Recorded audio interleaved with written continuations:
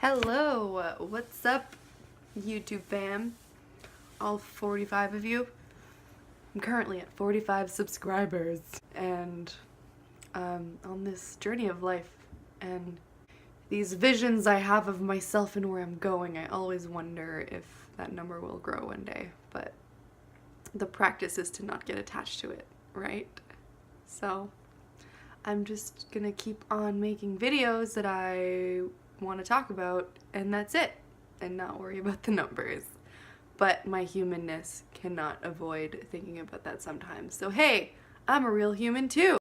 Today's topic is I'm going to be talking about my yoga injury and how yoga did not benefit me at first. I mean, it did, because it helped me realize this about myself. And that's the thing about yoga, is it helps us learn about ourselves and get to know ourselves and our patterns in life. What happened was, when I first started doing yoga, and I talked about in my yoga story video, which if you haven't seen yet, I will link it in the description box below, so you can go watch that if you're interested in my yoga story.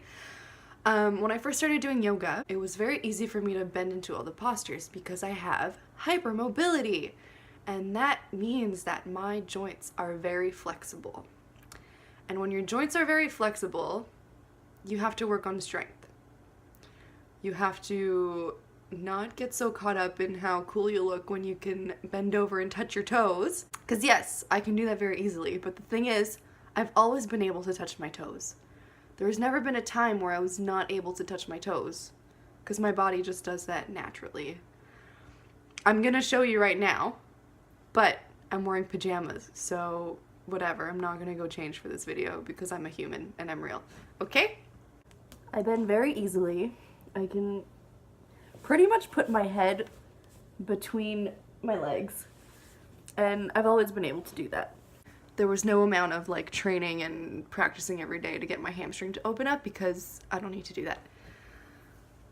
Alright, so what happened was, I was practicing yoga and bending into all the postures without thinking about what I needed to strengthen to support the posture.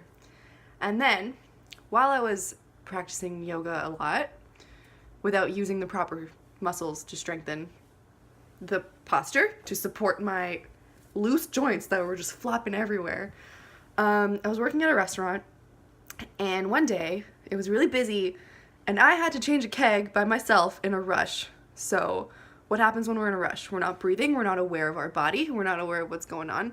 I pick up the keg, and then later that day, or actually during the shift, I don't really remember. Anyways, that day, my low back is just, I just can't. It hurt like a sharp pain, like in the low back, like right here, there's just this line of sharp pain. And it lasted for like 3 or 4 days. And that night, actually, I was getting in a car to go camping for the weekend, and I could barely sit. Like, sitting was hurting. Everything was hurting. Like, it was awful, because here I was going to this awesome camping weekend, and I was just in pain the entire time. So what did I do? I just waited for it to get better, and then I kept doing yoga. And it's like, every time I would ask the yoga teacher, like, what was wrong with my body, they would reply with like, oh, maybe your iliopsoas is off or whatever. Like, they wouldn't really like understand what was going on. It's like I couldn't really describe my pain, and I went to get acupuncture, and that didn't help that much. I tried so many things. I just kept asking questions until finally one of my teachers showed me something. She's like, okay, try this. So she put down the yoga mat, and then she put a blanket right outside of the yoga mat, and she got me to do a warrior 2. But instead of having both feet on the mat, I had to put my outer foot, so we have like your bent leg and then like the long leg for warrior 2, Virabhadrasana 2. My foot was here on the blanket, and then my other foot was on the mat. So she's like, okay, do a warrior 2, but you have to keep the blanket in so that it doesn't slide off. So I had to squeeze my legs together, and that activated my inner thighs. And then I realized that instead of supporting my pose and using my muscles, I was just flopping into them. So my poor joints were just overworked, completely overworked. So I didn't really do much to help it. I kind of was just in a little bit of pain all the time. And then some days it would just happen again. My back would be out for a few days, and it was just a thing that I was starting to get used to, but it was awful. And I was just going to all of these different resources, and I thought it was something about my chakras, and I was getting all spiritual about it. But then I was talking to a friend of mine who apparently went through a similar thing, and then she said, you need to go to physiotherapy. That's what helped me. And I was like, okay, why not?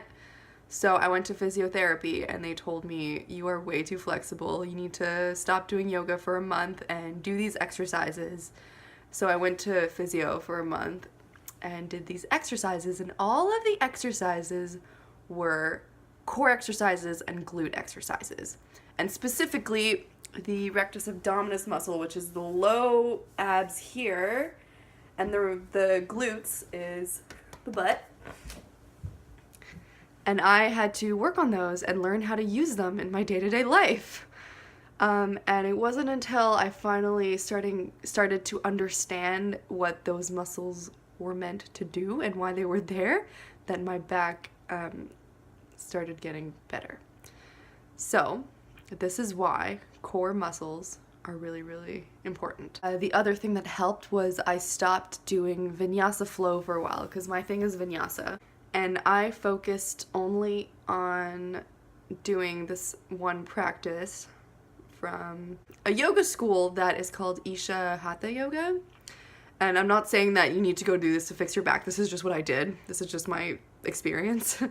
I'm sure there's other ways of fixing the back, but this is just what I did, and that's what helped me. Is I was doing a practice called Surya Kriya, and that's taught by Sadhguru, but then he has other teachers that goes in different countries, and that's where I learned it. They came to my area. So I was doing Isha Kriya twice a day, and this is a practice that doesn't involve a lot of forward folding and like all of the crazy weird stretches that I would put myself into just because I could. So not doing vinyasa flow for a while allowed my back to like rest, and while I was doing that, I was also doing core exercises every morning, like the physio exercises when I would wake up. And I would always do physio exercises before any like practice that I would do. My practice was the core exercises. So that was just what I was doing. And I would say that after a year of doing the physio exercises regularly and taking it really easy in the vinyasa flow, and most importantly, bending my knees when I'm in a forward fold and making sure to not hyperextend my joints. So when I say hyperextend, I mean like this is my elbow. This is my hyperextended elbow. Or I can show you my knee as well. This is a knee, right? A normal knee. And this is a hyperextended knee.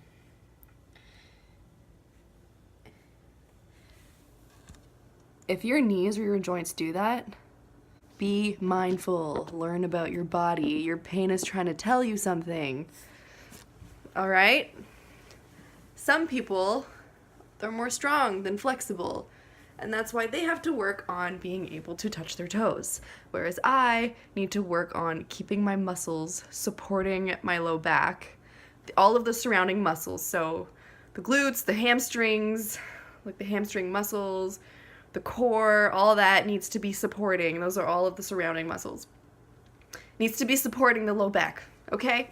Okay, same for your elbows. Bend your elbows, because then, yeah, that's all I really gotta say. I do plan on making more like yoga-related videos on hypermobility, because that's what I know best now.